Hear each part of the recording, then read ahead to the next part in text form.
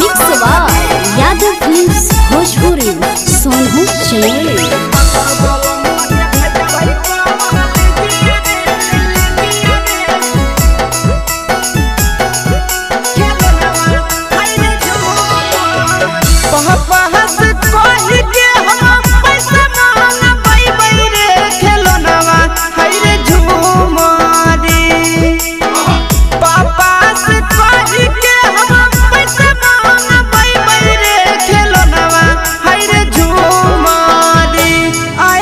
पातर बलमुआ के भेजवाई कॉलेजिया रे खेलनवा हाय रे झूमरी आय हाय पातर बलमुआ के भेजवाई कॉलेजिया रे खेलनवा हाय रे झूमरी पापा से कही के हम पैसा मांगबै रे खेलनवा हाय रे झूमरी पापा से कही के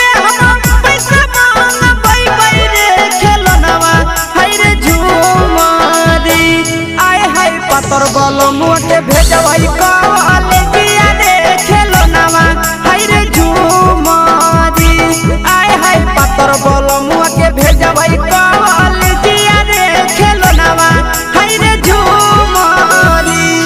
हाय रे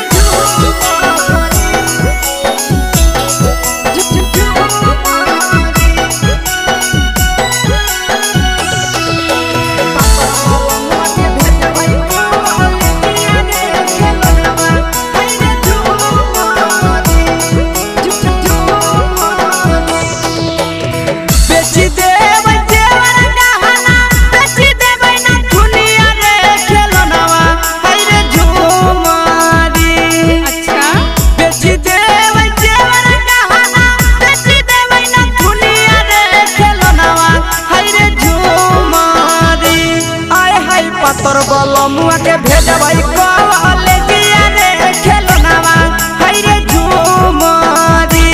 आय हाय पातर बलमुआ के भेजवाई कॉलेजिया रे खेलनवा हाय रे झूमरी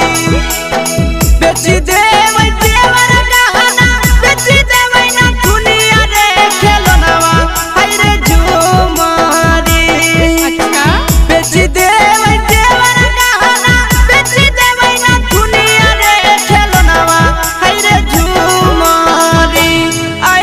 पातर बलमुआ के भेजवाई कॉलेजिया रे खेलनवा हाय रे झूमरी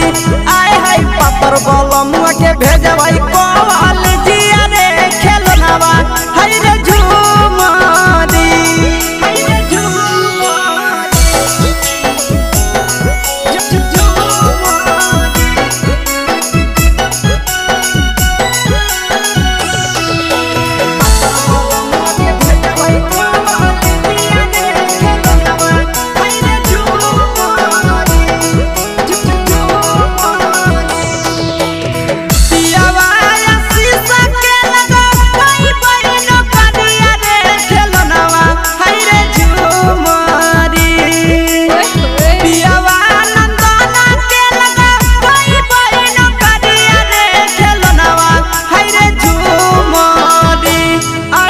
पातर बलमुआ के भेजवाई कॉलेजिया रे खेलनवा हाय रे झूमरी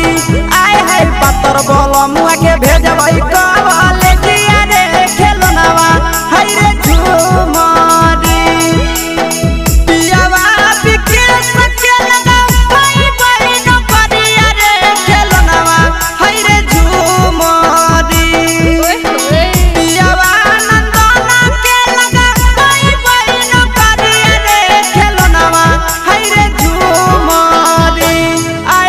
पातर बलमुआ के भेजवाई कॉलेजिया रे खेलनवा हाय रे झूमरी आय हाय पातर बलमुआ के भेजवाई।